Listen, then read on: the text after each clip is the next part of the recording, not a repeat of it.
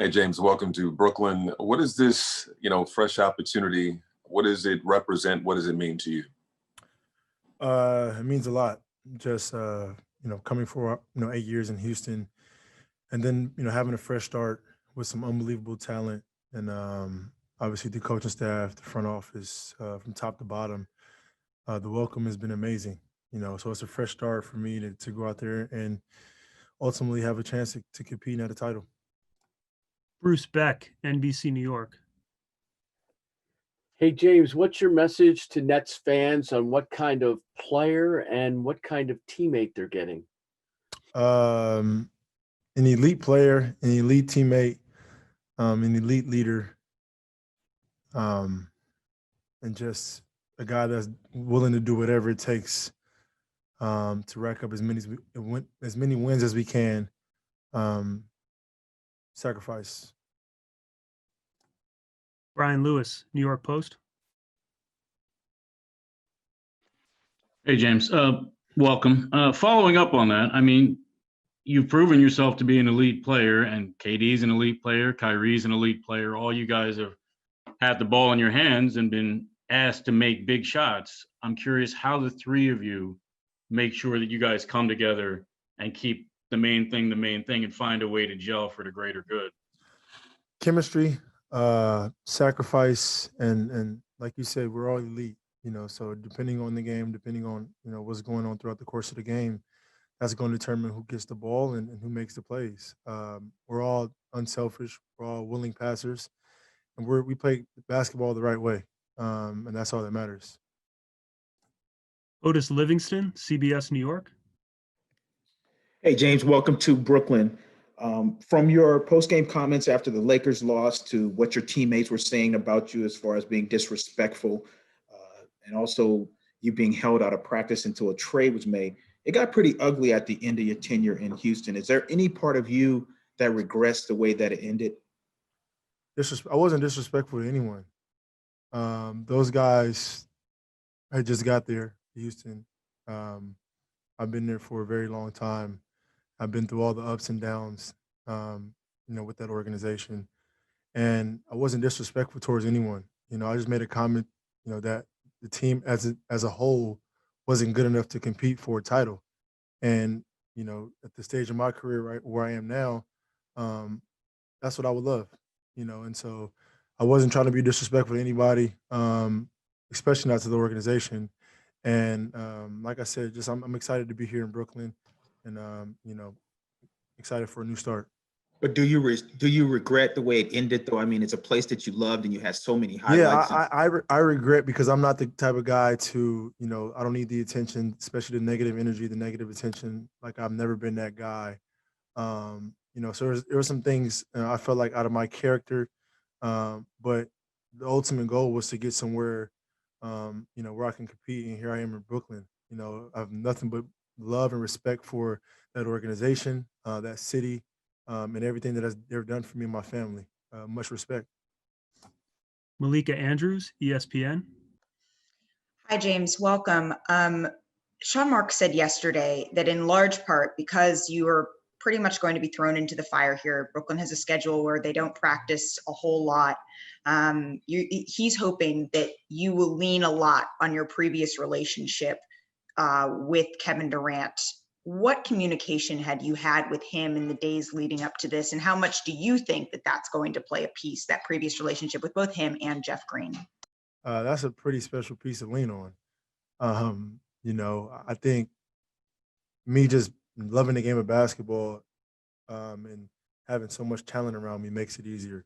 Obviously having conversation with Steve and Mike and the entire coaching staff, and then even the players today, I'm more confident because the things that they do offensively and defensively are similar to what I've been used to in Houston. So just going out there and being me, and making the game easier for obviously Kevin and when Kai comes back, but our bigs, our shooters, and just being myself. And that's the most important thing. Greg Logan, Newsday.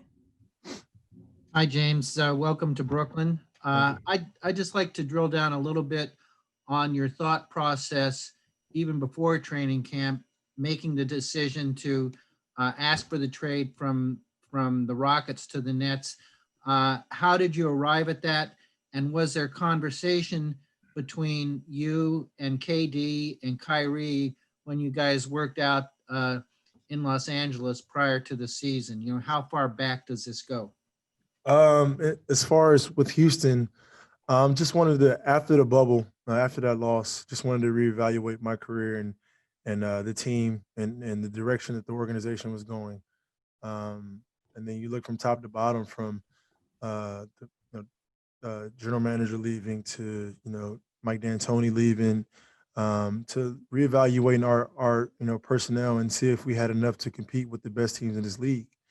And as time went on and free agency and things like that started to go on, it was like, well, I felt like we didn't have a chance, and so, as much as I love the city of Houston, love being there, I think at the point in my career, it's not about money, it's not about anything else, but having a chance at reaching the ultimate goal is to winning at the highest level, so that's where that came into play. Um, it didn't go as smooth as I would loved it to go, but I think both sides are happy. Christian Winfield, New York Daily News. Hey, James. First and foremost, welcome to Brooklyn. Thank you. I guess you would know better than any of us in this room that, winning a championship is not easy, right? There's 30 teams, of those 30, maybe 5 or 6 have real chances to win it. You've Correct. been part of those 5 or 6 for God knows how long since you've been in Houston. You've had multiple runs deep. You've had it with different players from Chris Paul, Russell Westbrook, Melo, Dwight. I'm just curious as to what gives you the confidence that this time around will be different and that this group can get it done. Obviously you got Kevin Durant and Kyrie Irving on the team. And then surrounded by those guys, you have really good pieces in DeAndre, Jeff, shooters, and Joe, Landry. And you just look at this entire roster and it's built for any style of basketball you want. And then the coaching staff who, knows the game of basketball at a high level. You just add that all together and it's like, that's a legit chance right there. It was a no-brainer for me. Rachel Nichols, ESPN. Hey, James. Obviously, so many great players go without winning a title. There's guys in the Hall of Fame without winning a title. But how about you? How do you see your career in terms of how important it is to actually win that title, to complete what you want to do in basketball? It's not a guarantee that me coming to Brooklyn is, guaranteeing the title, Rachel. But I think for me, giving myself a chance is very, very important. At younger, giving myself a chance, but wanting to get paid and wanting to take care of my family was very, very important to me. Now, at the stage of my career, is giving myself a chance to do something that I haven't accomplished yet in this league, and that's very important to me now. And that's the situation that I'm in, and that's why I'm here in Brooklyn. I'm excited for the new opportunity. Obviously, we know it's not easy. It's not going to be easy at all. But with this roster and this coaching staff and this organization, I think we have a legit chance. David Aldridge, The Athletic.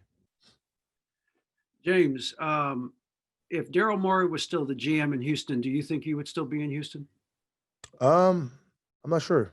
It's a really good question. Can't answer that. Justin Walters, Pix 11. Hey, James, welcome to Brooklyn. You and KD are much different players than you were, obviously, at your time at OKC. Was wondering how much can you bring from that experience to Brooklyn? And then a twofold to this is having a conversation with Kai and making sure that all 3 of you can coexist. Have you had that conversation already? We haven't, but I think for us, it might take a little time, it might not. I think all of us are very, very smart. Like I said, are very unselfish, and we know what's at stake. So, it's a matter of coaches putting us in position and us communicating, putting ourselves through positions and spots on the floor where we can be effective and help each other out. Each game is going to be different, But I think as time goes on, since we're not really practicing, as we get a feel for, throughout the course of games, that it should be a lot easier because, like I said, all of us are unselfish and we want to see the next man succeed. Not only just us three, though. We want to see our entire team exceed and play to the best of their ability. Howard Beck, Sports Illustrated. Hey, James. Obviously, when you make a trade request, you can't necessarily predict where that's going to go. Could have been a lot of different places. Can you confirm that Brooklyn was the top of your list? Why the Nets? And did you consider what some of the other options might have been had this gone a different way? Yeah, they were on top of my list, but there are a few other teams involved as well. I mean, it could have got crazy, but credit to the Houston Rockets, who were an unbelievable organization, and work with me as bad as it might look from the outside. Internally, they worked with me and they made sure I ended up here. So much credit to them and very, very appreciative. Brian Mahoney, Associated Press. Hey, James, obviously everyone talks about the sacrifice that you three guys will have to make. And Sean Mark said yesterday, you all said you want to do that.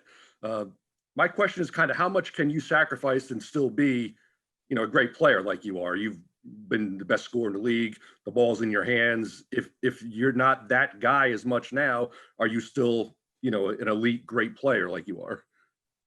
Of course. Taylor Rooks, Bleacher Report. Hey, James, welcome. I know you're obviously still getting acclimated to this team, but when you look at yourself and you look at the pieces, what parts of your game do you envision, staying the same for this to work? And what parts do you envision changing for this to work with this team? Very good question. I think for me, my playmaking ability, we have two elite scorers that the world knows already. My job is to come out here, obviously score the basketball when needed, but my playmaking ability, whereas getting our shooter shots, getting our bigs, finishes around the rim, and making the entire team better. I think that's one aspect of my game that will excel in this offense. And as long as I'm making my teammates better, it doesn't matter about the points. Like I think everybody knows that I can score the ball at a high clip, and that's where the sacrifice comes in at. Bob Windrum, Nets Daily. Hi, welcome to Brooklyn, James. How would you describe your conditioning level now at this point in the season? Great.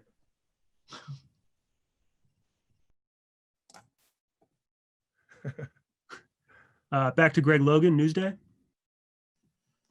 James, we all know about your relationship with Kevin Durant, long-term relationship. Can you go into your relationship with Kyrie a little bit, and how critical do you think that will be, because you're both used to having the ball in your hands and needing the ball to create the way you each do? I think we're really good at it, at creating and creating good shots for ourselves and creating shots for our teammates. Like I said, it's all a flow. I can't predict how it's gonna go. Kyrie might score, 10 possessions in a row. KD might score 10 possessions in a row. Like they're more than capable of that, and I'm fine with that. Because we're gonna be winning and it's gonna be good. So, I mean, tomorrow we'll see, and it's gonna be fun, and I'm excited about it. Alex Schiffer, The Athletic. Hey, James, welcome to Brooklyn. Obviously, you played against Steve Nash early in your career, but outside of that, did you have much of a relationship with him prior to this trade? Not really. But just having a conversation with him today was exciting. Obviously he has that point guard mentality, one of the best to ever do it. So just to go over the offense, watching, just him explaining the offense, in positions that he sees me in, and where he can use my playmaking ability was exciting, because obviously he's done it for a very long time at a high level. Ian Begley, SNY. James, welcome to Brooklyn. How much, if at all, did Mike D'Antoni being here factor into where Brooklyn was kind of on your wish list entering this thing? It was a part of it. Mike's an unbelievable coach. He's been doing it for a very, very long time, and obviously Mike is a factor. Just being comfortable with him, being comfortable with Kevin, knowing Kyrie, just the entire just those four pieces right there made it easy. You know, obviously then being in Brooklyn, um, you know, for me it was a no-brainer. Brian Lewis, New York Post. Hey, James, following up on two of your answers, I mean, do you expect, I guess, to facilitate a little more for KD and Kai, score less and facilitate more for them? And secondly, I'm not questioning, you know, your focus or your drive, but when you get questions about your defense or questions about your conditioning, do you use those to kind of self-motivate, you know, bulletin board type stuff? Do you use that to Nah, self-motivate? I'm already motivated. I'm as motivated as they come. I don't really pay attention to the defense and the conditioning because everybody's started the same as far as like, you know, training camp and all that. So it doesn't matter to me. I don't really focus on it. I don't really pay attention to it. I know I'm one of the best basketball players that we have in this league. So, you know, my job is to go out there and focus on what I'm supposed to be doing every single night. Now, to get back to your question, as far as facilitating, it just depends on the flow of the game. You know, some games I might, you know, be a facilitator. Some nights I might got it going, and you know, score the ball at a high clip. That's the beauty of having being versatile and being able to do more than one thing. And same with Kevin and same with Kyrie. Just depends on every night is going to be different. Sam Amick, The Athletic. James, good to see you. As far as trying to understand how you got to this decision, you talked about Coach D'Antoni and being happy that he's in Brooklyn. But I wonder when he decided to leave, you know, he'd been in the news a lot. We knew that was a possibility, but did that play a part for you, you know, and how did that hit you? And within that, Tillman Fertitta and what role, if any, his handling of Rockets business might have hit you? Yeah, when Daryl and Mike left, I kind of sat back and kind of reevaluated everything. You know, those are two guys that I was very comfortable with in their decision making for the organization. You know, so once they left, I had to figure out was this organization going into a, you know, a rebuild stage, or you know, were they still trying to compete at the highest level? And that was my whole thought process.